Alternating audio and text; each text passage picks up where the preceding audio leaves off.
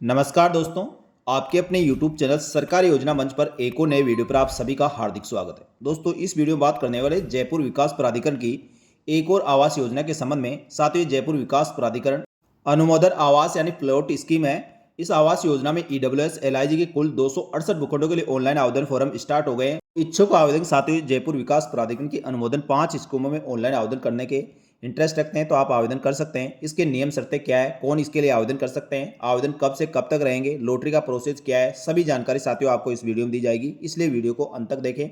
और जो साथी पहली बार हमारे यूट्यूब चैनल को देख रहे हैं, आपके अपने पसंदीदा यूट्यूब चैनल सरकारी योजना मंच को सब्सक्राइब करके बेल आइकन प्रेस कर ले, जिससे दोस्तों आपको सभी सरकारी योजनाओं की जानकारी तुरंत प्रभाव से मिल सके। चलो शुरू करते हैं दोस्तों इस वीडियो को और देखते हैं इन पांचों स्कीमों के बारे में महत्वपूर्ण जानकारी। साथियों, ये scheme new Parth developers LLP Jaipur के द्वारा विकसित की जा रही है। इसमें साथियों सबसे पहले स्कीम का नाम है और जयपुर विकास प्राधिकरण कौन से जोन में विकसित की जाने वाली है, साथ ही इसका रेरा रजिस्ट्रेशन नंबर है। सबसे पहले स्कीम का नाम है द पार्क रेजिडेंसी, ये जोन 14 में विकसित की जाएगी। साथ ही रियासत हेरिटेज, ये भी जोन 14 में विकसित की जाने वाली है। सेरेनिटी रेजिडेंसी, ये भी जोन 14 में, और द वाटिका रेजिडेंसी जोन 14 में, और रियासत वाटिका फेज फर्स्ट जोन 14 में विकसित की जा रही है। यानी सभी योजनाएं साथियों जोन 14 में विकसित की जाएगी। इन पांचों स्कीमों की बात करें तो साथियों इन पांचों स्कीमों में आवास योजना में ईडब्ल्यूएस और एलआईजी के टोटल 268 भूखंडों के लिए लॉटरी के आवंटन हेतु आवेदन प्रक्रिया और नियम शर्तें इस पुस्तिका में दी गई है। तो इन सभी के बारे में बात करेंगे। आवेदन तिथि प्रारंभ साथियों 1/10/2025 इसके लिए ऑनलाइन आवेदन शुरू हो गए हैं। आवेदन की अंतिम तिथि 30/10/2025 रखी गई है।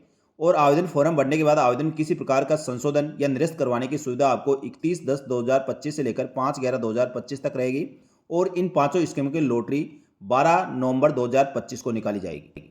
इन पांचों स्कीमों की सटीक जानकारी के लिए साथियों रेरा वेबसाइट http://rera.rajasthan.gov.in और पांचों स्कीमों को डेवलप करने वाले डेवलपर की वेबसाइट www.riasat-eligplots.com पर उपलब्ध है। सभी जानकारी आपको साथियों इस वेबसाइट पर मिल जाएगी, तो वहां से आप जानकारी प्राप्त कर सकते हैं। ये पूरी पुस्तिका इस प्रकार है साथियों, इसमें सारे नियम शर्तें और आवेदन करने की सारी प्रक्रिया और सारे डॉक्यूमेंट्स, कौन कौन से डॉक्यूमेंट्स की आवश्यकता होगी, सभी जानकारी इसमें दी गई है। तो सबसे पहले साथियों इसकी प्रस्तावना दी गई है, एक एक करके सभी की जानकारी साथियों आपको दी जाएगी। जयपुर विकास प्राधिकरण द्वारा अनुमोदित इन आवास योजनाओं में जिसमें द पार्क रेजिडेंसी ग्राम बसेड़ी जोगिया तहसील माधुराजपुरा एवं ग्राम बाठेड़ी तहसील सांगानेर जयपुर, रियासत हेरिटेज और ग्राम सालग्रामपुरा एवं डार तहसील चाकसू जिला जयपुर, सैनिटरी रेजिडेंसी ग्राम सालग्रामपुरा दादनपुरा एवं गोपीरामपुरा तहसील चाकसू जयपुर, द वाटिका रेजिडेंसी और ग्राम पुरुषोत्तरामपुरा दादिया जयपुर जिला, रियासत वाटिका फेज फर्स्ट रियासत वाटिका एवं राम सिंहपुरा तहसील सांगानेर जयपुर में ईडब्ल्यूएस एलआईजी के 268 भूखंडों की लॉटरी द्वारा आवंटन हेतु परिवार की प्रति वर्ष जो सकल आय है एवं आवंटन दर प्रति वर्ग मीटर नगरीय विकास विभाग की अधिसूचना दिनांक 1/1/2021 और 17/9/2021 के अनुसार इस प्रकार रहेगी। इसमें साथ ही सबसे पहले योजना का नाम, आरक्षित दर, 45 वर्ग मीटर तक के भूखंडों की संख्या और 45 से लेकर 75 वर्ग मीटर तक के भूखंडों की संख्या का इसमें विवरण दिया गया है। द पार्क रेजिडेंसी की आरक्षित दर 7500 रुपये रहेगी, यानी 7500 रुपये प्रति वर्ग मीटर इसकी रेट रहेगी। 45 वर्ग मीटर की इसमें 44 भूखंड है और 45 से लेकर 75 वर्ग मीटर तक के भूखंडों की संख्या इसमें 45 रहेगी। इसी प्रकार रियासत हेरिटेज में 7500 रुपये इसकी आरक्षित दर रखी गई है। इसमें 45 वर्ग मीटर तक के भूखंडों की संख्या 43 और 45 से लेकर 75 वर्ग मीटर तक के भूखंडों की संख्या भी 43 है। सेरेनिटी रेजिडेंसी में आरक्षित दर 7500 रुपये, इसमें भूखंडों की संख्या साथियों 45 वर्ग मीटर तक 43 और 45 से लेकर 75 वर्ग मीटर तक के भूखंडों की संख्या 42 है। द वाटिका रेजिडेंसी में आरक्षित दर 7500 रुपये, इसमें 45 वर्ग मीटर तक के भूखंडों की संख्या 3 और 45 से लेकर 75 वर्ग मीटर तक के भूखंडों की संख्या 1 रहेगी। इसी प्रकार रियासत वाटिका फेज फर्स्ट में 7500 रुपये इसकी आरक्षित दर है। 3 भूखंड इसमें 45 वर्ग मीटर तक के और 1 भूखंड इसमें 45 से लेकर 75 वर्ग मीटर तक का रहेगा। तो साथियों कितने इनकम वाला आवेदक इसमें आवेदन कर सकता है, साथ ही इसमें आवेदन करने के लिए कितने रुपए आपको जमा कराने होंगे। तो साथियों जयपुर विकास प्राधिकरण के नियमानुसार इसमें प्रति वर्ष सकल आय जिनकी 3 लाख रुपए तक है वह ईडब्ल्यूएस में आवेदन कर सकते हैं, यानी 45 वर्ग मीटर तक के भूखंडों के लिए। और जिनकी इनकम साथियों 3,01,000 रुपये से लेकर 6 लाख रुपए तक है वह एलआईजी में आवेदन कर सकते हैं, यानी 45 से लेकर 75 वर्ग मीटर के भूखंडों के लिए। इसमें साथियों आरक्षित दर भी रखी गई है, यानी साथियों ईडब्ल्यूएस के लिए इसमें 50% छूट पर आपको भूखंड उपलब्ध कराए जाएंगे, यानी 7500 रुपये रेट है, इसकी आधी रेट आपकी लगेगी। और एलआईजी में आवेदन करने वालों के लिए 80% छूट है, यानी 20% की छूट आपको यहाँ पर भी मिलेगी। इसमें साथियों पंजीकरण शुल्क रखी गई है, जो ईडब्ल्यूएस में आवेदन करेंगे उनको 10,000 रुपये और एलआईजी में आवेदन करने वाले आवेदकों को 20,000 रुपये पंजीकरण शुल्क जमा करानी होगी।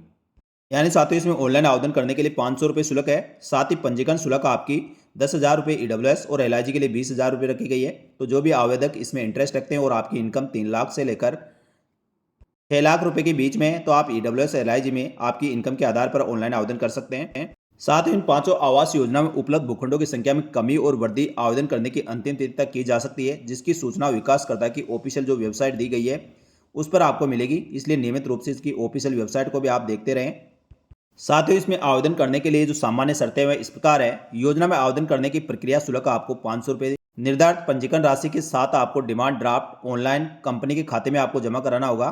प्रक्रिया शुल्क और पंजीकरण राशि आपको प्रत्येक योजना के लिए पृथक पृथक जमा करानी होगी। यानी साथियों आप एक से अधिक योजना में आवेदन करना चाहते हैं तो कर सकते हैं। उसके लिए आपको पंजीकरण शुल्क और आवेदन शुल्क दोनों अलग अलग जमा करानी होगी।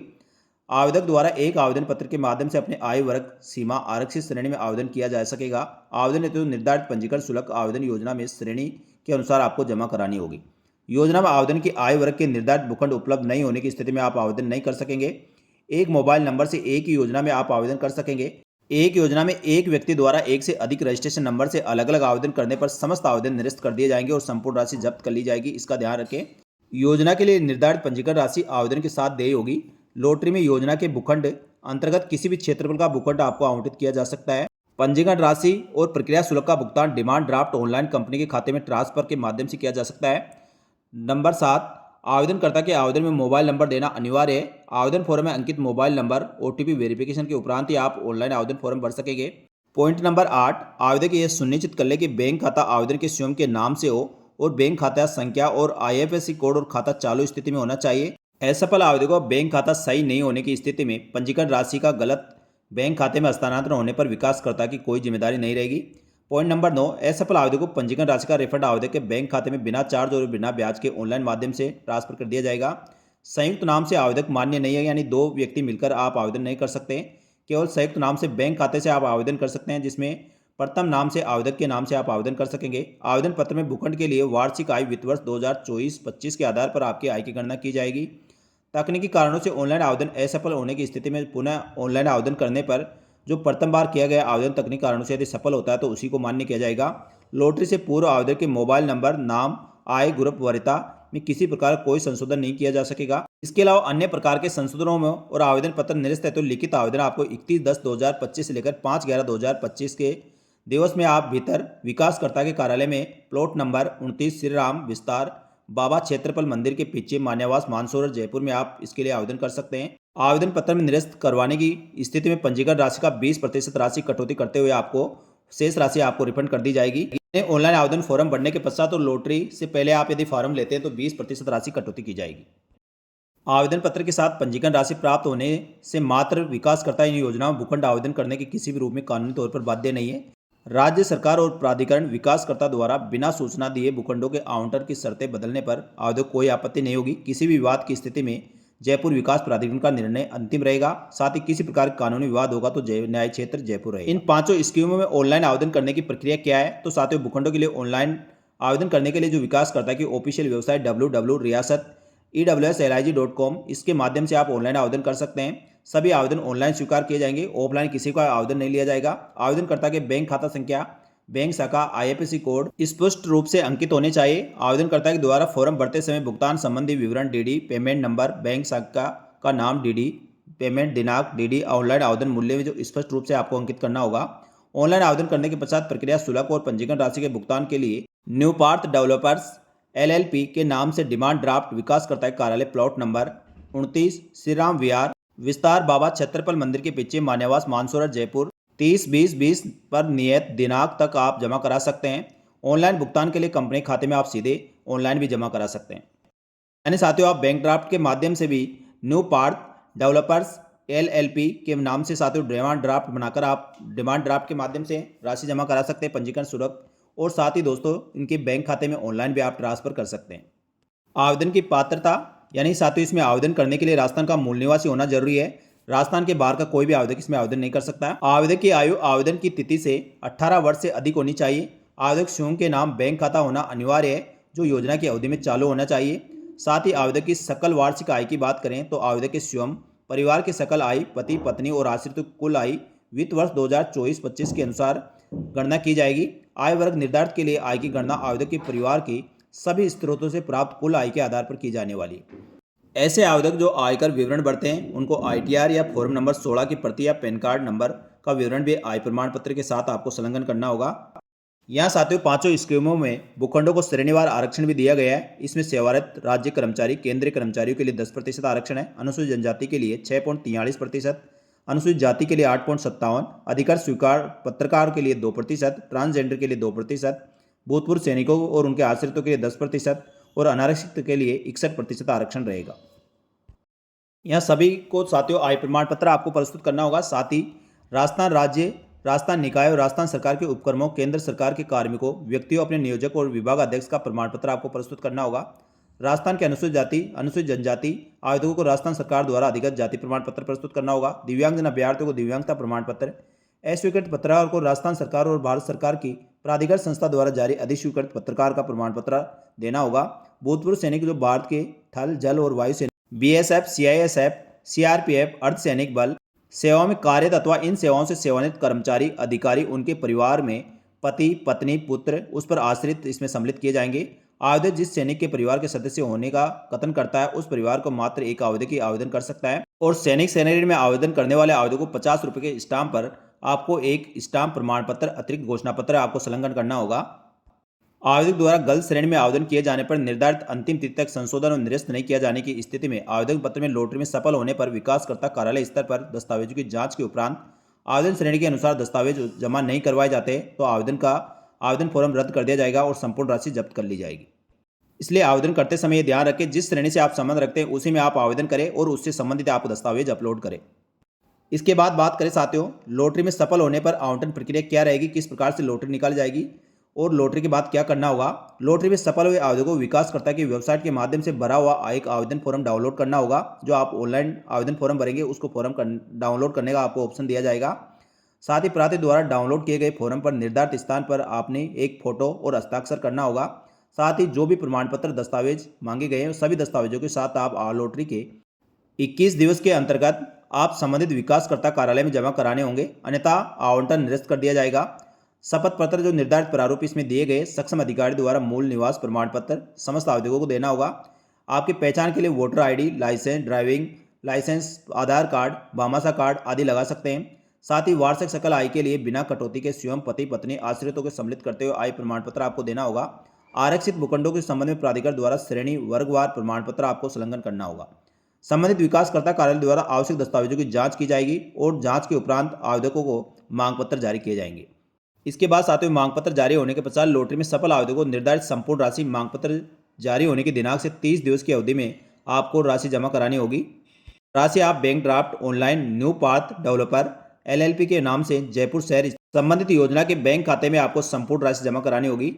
इसके उपरांत मांग राशि आगामी 31 दिवस से आगामी 90 दिवस तक 15% वार्षिक ब्याज के साथ राशि जमा कराई जा सकती है। मांग पत्र की दिनांक से 120 दिवस के अंतर्गत यदि आप राशि जमा नहीं करवाते हैं तो आपका आवंटन निरस्त कर दिया जाएगा और संपूर्ण राशि जब्त कर ली जाएगी। इसके बाद भूखंड पर कब्जा विकासकर्ता द्वारा कब्जा पत्र जारी होने की तिथि से 15 दिवस में संबंधित विकासकर्ता अभियंता से आपको संभालना होगा। यानी साथियों लॉटरी में सफल रहे सभी आवेदकों का दस्तावेजों की जांच होगी। दस्तावेज आपको संबंधित कार्यालय में जमा कराने होंगे। उसके बाद दस्तावेजों की जांच के उपरांत सही दस्तावेज पाए जाते हैं तो आपको मांग पत्र जारी होगा। मांग पत्र जारी होने के 30 दिवस में आपको राशि जमा करानी होगी। 30 दिवस में राशि नहीं जमा कराते तो आप दोस्तों 31 दिन से लेकर 90 दिन तक आपको 15% ब्याज के साथ राशि जमा कराने का ऑप्शन दिया गया है। उसके बाद भी यदि राशि नहीं जमा कराते तो 120 दिन का आपको लास्ट समय दिया गया है। 120 दिन में आप राशि जमा करा सकते हैं और 120 दिन में भी राशि जमा नहीं करते तो आपका आवेदन फॉर्म निरस्त कर दिया जाएगा। आपकी मांग राशि जमा होने के पश्चात साथियों आपको कब्जा पत्र दिया जाएगा। कब्जा पत्र जारी होने के 15 दिवस में आपको अपने भूखंड पर कब्जा करना होगा। तो साथियों ये तो हो गई लॉटरी में सफल होने वाले आवंटनों की आवंटन प्रक्रिया के संबंध में महत्वपूर्ण जानकारी। अब जिनके आवंटन नहीं होता है यानी लॉटरी नहीं निकलती उनके पैसों का रिफंड कैसे होगा। तो साथियों लॉटरी में असफल आवेदकों को पंजीकरण राशि का रिफंड ऑनलाइन बैंकिंग के माध्यम से आवेदक द्वारा आवेदन पत्र में अंकित बचत खाता संख्या, अंकित बैंक और IFSC कोड में ऑनलाइन स्थानांतरित कर दी जाएगी। यानी साथियों जो बैंक विवरण आप देंगे उसमें ऑनलाइन ट्रांसफर कर दिया जाएगा। असफल आवेदकों को लॉटरी के दिनांक से 6 माह तक विकासकर्ता द्वारा कोई ब्याज नहीं दिया जाएगा। यदि किसी कारणवश 6 माह तक यदि आपकी राशि नहीं लौटाई जाती है उसका कोई ब्याज नहीं दिया होगा। आवेदक द्वारा गलत IFSC कोड, बैंक खाता संख्या या साथियों खाते का नाम के कारण बैंक खाता बंद होने की स्थिति में यदि पंजीकरण राशि लौटाने में समय लगता है तो उसकी जिम्मेदारी विकासकर्ता की नहीं होगी और न ही उस पर किसी प्रकार को ब्याज दिया जाएगा। तो साथियों अपने ऑनलाइन आवेदन फॉर्म भरते समय अपना बैंक अकाउंट और बैंक का विवरण सही भरे और बैंक खाता आपका चालू हालत में होना चाहिए। आवेदन पत्र अस्वीकार और निरस्त किए जाने के संबंध में लॉटरी के पश्चात लॉटरी में सफल आवेदकों की पात्रता की जांच विकासकर्ता द्वारा की जाएगी, जिसमें गलत तथ्य पाए जाने पर लॉटरी में आवंटित भूखंड निरस्त किया जाकर संपूर्ण राशि जब्त कर ली जाएगी। साथ ही एक ही व्यक्ति एक योजना में एक से अधिक आवेदन करने पर आवेदन निरस्त कर दिए जाएंगे। यदि आवेदक आय वर्ग के अनुरूप नहीं हो तो भी दोस्तों उनका आवेदन निरस्त किया जाएगा। आवेदक द्वारा निर्धारित आरक्षण श्रेणी का प्रमाण पत्र प्रस्तुत नहीं किया जाता है तो भी उनका आवेदन निरस्त किया जा सकता है। आवेदन पत्र में नियम विरुद्ध या गलत तथ्य दिया जाता है तो भी उनका आवेदन पत्र निरस्त किया जा सकता है। अवयस्क के आवेदक यानी 18 साल से कम आयु का कोई आवेदक आवेदन करता है तो वह भी निरस्त माना जाएगा और संयुक्त नाम से आवेदन किया हुआ आवेदन भी निरस्त किया जाएगा। इसके बाद साथियों अन्य महत्वपूर्ण शर्तें, इसमें भूखंड आपको 99 वर्ष की लीज होल्ड फ्री होल्ड पट्टा आपको दिया जाएगा। आवंटन को लीज होल्ड पंजीकरण राशि स्वयं वहन करनी होगी। साथियों लीज डीड जो भी जमा होगी वो आपको स्वयं जमा करानी होगी। भूखंड आवंटी और भूखंड आवंटन के 7 वर्ष के अंतर्गत आपको भवन निर्माण करना जरूरी है। आवंटी द्वारा नियत समय अवधि में मकान का निर्माण नहीं किया जाता है तो भूखंड का आवेदन निरस्त समझा जाएगा और आवंटी भविष्य में भूखंड का आवेदन पात्र नहीं होगा। निर्धारित अवधि में भवन निर्माण नहीं होने की स्थिति में भूखंड के नियमित और निर्माण स्वीकृति बढ़ाए जाने के संबंध में राज्य सरकार द्वारा समय समय पर आदेश प्रभावी रहेगा। आवंटित दिनांक से 10 वर्ष तक भूखंड का हस्तांतरण नहीं किया जा सकता है, यानी साथियों पट्टा ट्रांसफर नहीं करवा पाएंगे। लेकिन साथियों यदि आवंटन के 0 से लेकर 5 वर्ष की अवधि में आप पट्टा ट्रांसफर करवाते हैं तो आपको प्रचलित दर जो भी रही उसका 10% शुल्क वसूला जाएगा। साथ ही 5 वर्ष से लेकर 10 वर्ष की अवधि में यदि पट्टा ट्रांसफर करवाया जाता है तो उसके लिए 5% शुल्क देना होगा। नियमानुसार शुल्क जमा कराने के पश्चात ही विक्रय पत्र और दस्तावेज के आधार पर हस्तांतरण की अनुमति दी जाएगी। आवंटित भूखंड केवल आवासीय उपयोग के लिए किया जा सकेगा, अन्य किसी प्रकार के प्रयोजन में यूज नहीं कर सकता और भूखंड का विभाजन पुनर्गठन प्रचलित भवन विनियम के प्रावधान के अनुसार मान्य होगा। तो साथियों जिन आवेदकों की लॉटरी निकलती है उन लॉटरी के पश्चात आपके महत्वपूर्ण नियम शर्तें इस प्रकार रहेगी, इनका आपको सभी को ध्यान रखना है। इसके अलावा साथियों सफल आवंटियों को जो दस्तावेज जमा कराने होंगे उसके प्रारूप इनके द्वारा दिया गया है। तो साथियों प्रारूप आप देख सकते हैं। ये सभी प्रारूप और फॉर्मेट साथियों भरकर आपको जमा कराने होंगे। यदि कोई साथियों स्टाम्प पर बनाना तो स्टाम्प पर बनाना है, बाकी साथियों आपके विदाउट स्टाम्प के हैं तो जिस भी श्रेणी के लिए आप आवेदन करने वाले हैं उन सभी के इसमें प्रारूप दिए गए हैं। ये सभी प्रारूप साथियों आपके लॉटरी निकलने के पश्चात आपको दस्तावेज जमा करवाएंगे तब चाहिए होंगे। अभी आपको ऑनलाइन आवेदन फॉर्म भरने के लिए साथियों आपकी पहचान आईडी, आपकी personal detail, bank account number, income certificate और बैंक ड्राफ्ट या साथियों आप जो पेमेंट कर रहे हैं उसकी रिसिप्ट आपको अपलोड करनी होगी। उसके अलावा साथियों बाकी दस्तावेज आपको लॉटरी निकलने के पश्चात ही जमा कराने होंगे। तो साथियों इन 5 आवास योजनाओं के लिए ऑनलाइन आवेदन प्रक्रिया शुरू हो गई है। आवेदन प्रारंभ की तिथि 1/10/2025 से शुरू हुई है, अंतिम तिथि 30/10/2025 रहेगी। आवेदन फॉर्म में संशोधन 31/10 से लेकर 5/11/2025 तक कर सकते हैं। उसके बाद साथियों इसकी लॉटरी 12 नवंबर 2025 को निकाली जाएगी। 12/11/2025 को इसकी लॉटरी निकल जाएगी। साथियों अधिक जानकारी के लिए इसकी ऑफिशियल वेबसाइट को आप देखते रहे। ऑनलाइन आवेदन करने के लिए साथियों डेवलपर की जो वेबसाइट दी गई है www.riasat.elig.com, इस पर साथियों आप गूगल पे टाइप करें तो आपको इसका होम पेज इस प्रकार दिखाई देगा। यहाँ पर इन 5 स्कीमों का सारा विवरण आपको देखने को मिल जाएगा। जिस भी स्कीम में आप आवेदन करना चाहते हैं उस पर आपको प्रोसेस पर क्लिक करना होगा, उसका विवरण दिया गया है। टर्म्स एंड कंडीशन को आपको फॉलो करना है, सबमिट पर क्लिक करना है। उसके पश्चात साथियों इस प्रकार का एक फॉर्म आपके सामने खुलेगा। इसमें आवेदन करने के लिए आवेदकों को सबसे पहले पर्सनल डिटेल, फर्स्ट फेज में पर्सनल डिटेल होगी। उसके बाद सेकंड पार्ट में आपका बैंक की डिटेल मांगी जाएगी। थर्ड में बैंक ड्राफ्ट, ऑनलाइन पेमेंट के संबंध, लास्ट में आपको इनकम डिटेल भरनी होगी और फॉर्म को सबमिट करना होगा। तो साथियों इस प्रकार पूरी स्टेप का फॉलो करते हुए आप पूरे फॉर्म को भर सकते हैं। एप्लीकेशन फॉर्म में साथियों पर्सनल डिटेल में आपको एप्लीकेंट का नाम होगा, जेंडर होगा, DOB होगी, आगे साथियों आपका एड्रेस, सभी डिटेल आप सही से और सही डिटेल भरें और जिस श्रेणी से संबंध रखते हैं उसी श्रेणी में आप आवेदन करें। तो साथियों ये थी जयपुर विकास प्राधिकरण द्वारा अनुमोदित इन 5 स्कीमों के बारे में महत्वपूर्ण जानकारी। ये जानकारी अच्छी लगी तो वीडियो को लाइक जरूर करें और इसी प्रकार दोस्तों अन्य योजनाओं की महत्वपूर्ण जानकारी के लिए हमारे यूट्यूब चैनल सरकारी योजना मंच को सब्सक्राइब करके बेल आइकन प्रेस कर लें, जिससे दोस्तों आगे आने वाली वीडियो का नोटिफिकेशन भी आपको तुरंत प्रभाव से मिल सके। इस वीडियो में इतना ही, जल्दी मिलेंगे दोस्तों एक और महत्वपूर्ण योजना की जानकारी लेकर। तब तक के लिए धन्यवाद। जय हिंद, जय भारत।